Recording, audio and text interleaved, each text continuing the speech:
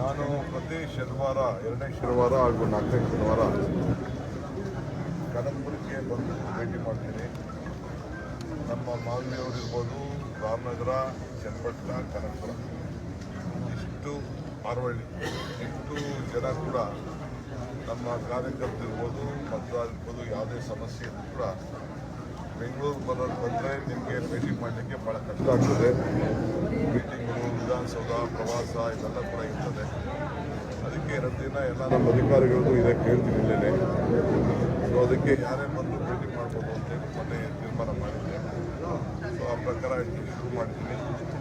So 2ನೇ ಶನಿವಾರ, 4ನೇ ಶನಿವಾರ ನಾನು ಬಂದು ಈ ಜಿಲ್ಲೆ ಜನ ಭೇಟಿ ಮಾಡ್ಬೋದು. ಮಿಕ್ಕಿದ ಬೆಂಗಳೂರವ್ರಿಗೆ, ಆ ಸುತ್ತಮುತ್ತಲಿರೋರಿಗೆಲ್ಲ ನಾನು ಅಲ್ಲಿ ಬೇರೆ ದಿನಗಳಲ್ಲಿ ಭೇಟಿ ಮಾಡ್ಬೋದು. ಸರಿ, ಚನ್ನಪಟ್ಟಣದಲ್ಲೂ ಕೂಡ ಭೂಮಿ ಕೊಟ್ಟಂತೆ ಇಲ್ಲೂ ಕೂಡ ಬಹಳಷ್ಟು ಜನ ನಿವೇಶನಕ್ಕೆ ಬರ್ತಾ ಇದ್ದಾರೆ. ಯಾವ ರೀತಿ ಪ್ರಾವಧಾನ ಏನಂತ ಚನ್ನಪಟ್ಟಣ ಇಲ್ಲಿ ನಾನು ನಾಳೆ ಕೊಟ್ಟಿದ್ದೀನಿ, 100 ಎಕರೆ ಕೊಟ್ಟಿದ್ದೀನಿ. 100 ಎಕರೆ ಅಷ್ಟು ಬಡವರಿಗೆ ಕನಕಪುರದಲ್ಲಿ ಸೈಟ್ ಹಂಚಿದ್ದೀನಿ. ರಾಮನಗರದಲ್ಲೂ ಹಂಚಲಿಕ್ಕೆ ಈಗಾಗಲೇ ಜಮೀನನ್ನು ತಯಾರು ಮಾಡ್ತಾ ಇದ್ದೀನಿ. ಚನ್ನಪಟ್ಟಣದಲ್ಲೂ ಒಂದು ಒಟ್ಟು 100 ಎಕರೆ, 112 ಎಕರೆ ಅಷ್ಟು ಈಗಾಗಲೇ ಕೊಡಿಸಿದ್ದೀವಿ. ಎಲ್ಲ ಮಟ್ಟ ಎಲ್ಲ ನಡೀತಾ ಇದೆ. ಅಲ್ಲೂ ಕೂಡ ಸೈಲರ್ ಸೈಟ್ ಹಂಚೀವಿ. ಇನ್ನೊಂದಷ್ಟು ಬೇಕಾದರೆ ಅಲ್ಲಿ ಖರೀದಿನೂ ಮಾಡೋಕ್ಕೆ ಹೇಳಿದ್ದೀನಿ. ಯಾರೇ ಆಗಲಿ ಮುಂದಕ್ಕೆ ಬಂದು ಯಾರಾದರೂ ಜಮೀನನ್ನು ಕೊಡೋರಿದ್ದರೆ ಮಾರ್ಕೆಟ್ ಬೆಲೆ, ನಮ್ಮ ಗೈಡೆನ್ಸ್ ವ್ಯಾಲ್ಯೂ ಏನಿದೆ ಆ ಲೆಕ್ಕದಲ್ಲಿ ತೆಗೆದುಕೊಳ್ಳಿಕ್ಕೂ ಕೂಡ ನಾವು ಸಿದ್ಧವಾಗಿದ್ದೀವಿ. ಸರ್, ಈಗ ಮೈಸೂರಲ್ಲಿ ಮೂಢ ಹಗರಣ ವಿಚಾರವಾಗಿ ಈಗಾಗಲೇ ಸಮಾರಂಭ ಮಾಡಿದ್ದಾರೆ. ಬಡವರ ಆಸ್ತಿಯನ್ನ ಲೂಟಿ ಮಾಡಿರ್ತಕ್ಕಂಥ ಡಿ ಕೆ ಶಿವಕುಮಾರ್ಗೆ ನಾನು ನಾಗರಾವೆ ಅಂತ ಕುಮಾರಸ್ವಾಮಿ ಅವರು ಹೇಳ್ತಾರೆ ಸರ್. ಯಾವ ಬಡವನ ಆಸ್ತಿ ಅಂತ ಕರ್ಕೊಂಡ್ಬಂದು ಅವನ ಆಸ್ತಿ ಕಳ್ಕೊಂಡಿರೋದನ್ನ ಕರ್ಕೊಂಡ್ಬಂದು ನಿಲ್ಲಿಸ್ಬಿಟ್ರೆ ಭಾಳ ಒಳ್ಳೆಯದು. ಯಾರು ಬಡವರ ಆಸ್ತಿನ ಯಾವ್ದಾದ್ರು ತೊಗೊಂಡಿರೋದು, ನಾವು ಯಾರಿಗಾರು ತೊಂದರೆ ಕೊಟ್ಟಿರೋದು ಯಾವ್ದಾದ್ರು ಇರೋದು ನನ್ನ ಜಯಮಾನದಲ್ಲಿಲ್ಲ. ಯೋಗೇಶ್ ಅವರು ಏನು ಬೇಕೋ ಯಾರು ತಿಳಿಸಿದ್ದಾರೆ. ಯೋಗೇಶೇ ಅದಕ್ಕೆ ಕೊಡ್ತಾರೆ. ಕುಮಾರಣ್ಣ ಅವ್ರ ಮೇಲೆ ಕಣ್ಣು ಹಾಕಿದ್ರೆ ಸರ್ವನಾಶ ಆಗೋದು ಗ್ಯಾರಂಟಿ ಅಂತ ಮೇಲೆ ಕಣ್ಣು ಹಾಕೋದ್ರೂ ಅದೇ ಪ್ರಾಬ್ಲಮ್ ಅದು. ಡಿ ಕೆ ಶಿವಕುಮಾರ್ಗೆ ರಾಜಕೀಯವಾಗಿ ಜನ್ಮ ಕೊಟ್ಟಿದ್ದು ಎಸ್.ಎಂ. ಕೃಷ್ಣ ಅವರು, ಅವರ ಅಳಿಯ ಸಿದ್ಧಾರ್ಥ ಅವರ ಸಾವಿಗೆ ಕಾರಣ ಯಾರು ಅನ್ನೋದು ಕೂಡ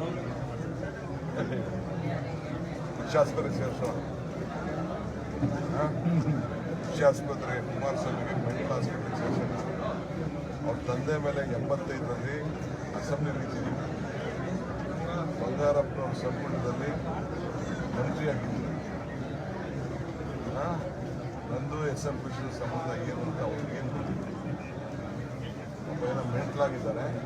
ಒಂದು ಹಾಸ್ಪಿಟ್ಲಿಗೆ ಎನ್ಕ್ವೈರಿ ಮಾಡ್ಸೋಕ್ಕೆ ಸ್ವಲ್ಪ ಅವರ ಪಾರ್ಟಿಯವ್ರಿಗೋ, ಲೀಡರ್ಗಳಿಗೋ, ಯಾರೋ ನಿರ್ದೇಶಕರು ಯಾರಿದ್ರೆ ಹೇಳೋಣ.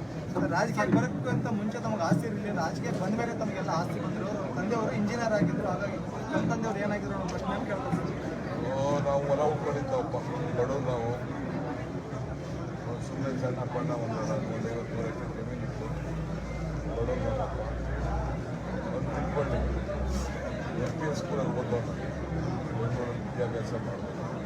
ನನ್ನ ಇತಿಹಾಸ ಅಲ್ಲಿಂದ ಶುರುವಾಗಿದೆ. ಸರ್, ಈಗ ಪದೇ ಪದೇ ಈ ಜೈಲಿನ ವಿಚಾರಗಳು ಪ್ರಸ್ತಾಪ ಆಗುವಂಥದ್ದು, ಆ ರೀತಿ ಏನಾದ್ರು ಮತ್ತೆ ಷಡ್ಯಂತ್ರ ಮಾಡ್ತಾ ಇದ್ದಾರೆ? ಯಾಕಂದ್ರೆ ನೀವು ಕೂಡ ಸಾಕಷ್ಟು ಬಾರಿ ಹೇಳ್ತಾ ಇದ್ರಿ ಆ ರೀತಿ ಸಂಚು ಮಾಡ್ತಾ ಇದ್ದಾರೆ ಅಂತ ಹೇಳಿ. ಮೊದಲಿಂದಲೂ ಕೂಡ ಸಂಚಿನ ನಡೆಸ್ಕೊಂಡು ಬಂದಿದ್ದಾರೆ. ಈಗೂ ಮಾಡ್ತಾ ಇದ್ದಾರೆ, ಹಿಂದೆನೂ ಹೇಳಿದ್ದಾರೆ. ಈಗೂ ಕೂಡ ಅವರು ಪಾಪ 10 ತಿಂಗಳಲ್ಲಿ ಸರ್ಕಾರ ತೆಗಿತೀವಿ, ಜೈಲಿಗೆ ಮಿಲಿಟರಿ ಬಂದು ಕರ್ಕೊಂಡು ಹೋಗ್ತಾರೆ ಅಂತ ಹೇಳಿದ್ದಾರೆ. ಹಿಂದೆ ನನ್ನ ತಮ್ಮನ್ನ, ನನ್ನ ತಂಗಿನ, ನನ್ನ ಹೆಂಡತಿನ ಎಲ್ಲರ ಮೇಲೂ ಕೇಸ್ ಹಾಕಿದ್ದೆಲ್ಲ ಆಗಬೇಕಿದೆ.